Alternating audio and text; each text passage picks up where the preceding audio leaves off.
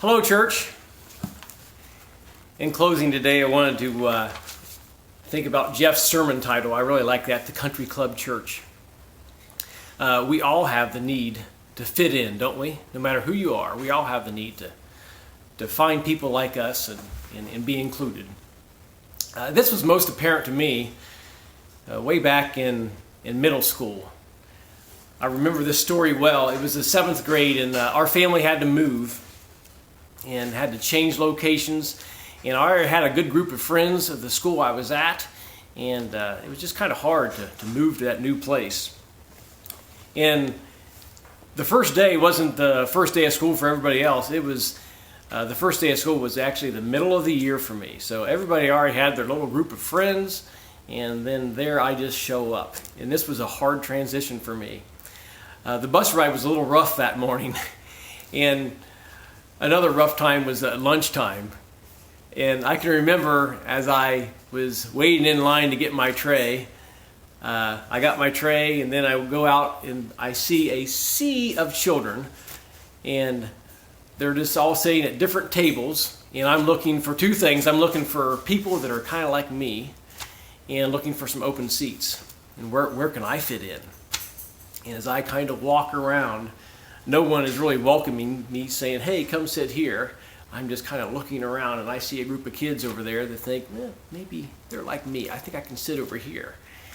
And just as I began to sit down, not knowing any of them, one kid says, hey, you don't belong here.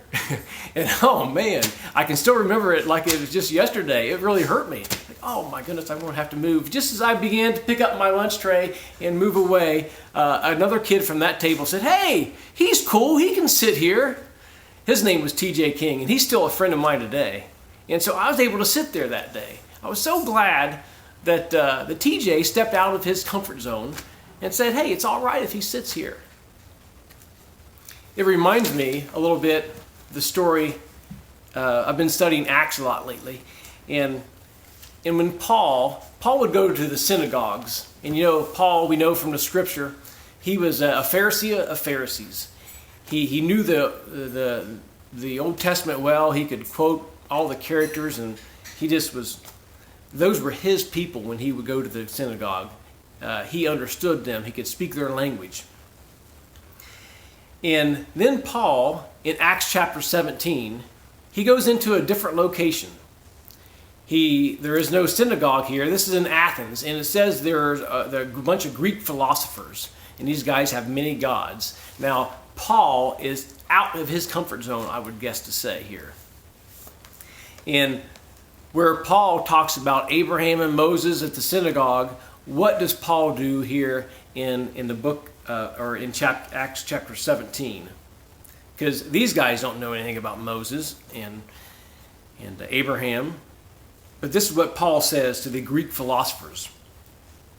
He says, men of Athens, I notice that you are very religious in every way. For I was walking along and I saw your many shrines. And one of your altars had this inscription on it: to an unknown God. This God, whom you worship without knowing, is the one that I want to tell about you today, or tell you today.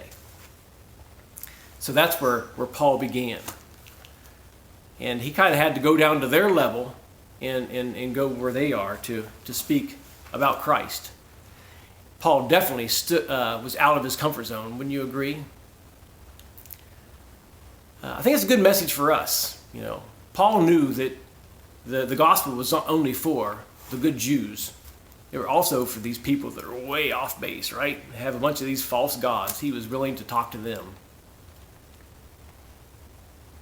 So our challenge to us this week is maybe step out of your comfort zone. Be somebody like Paul. Be somebody like TJ, my friend. All right, thank you. Have a good week.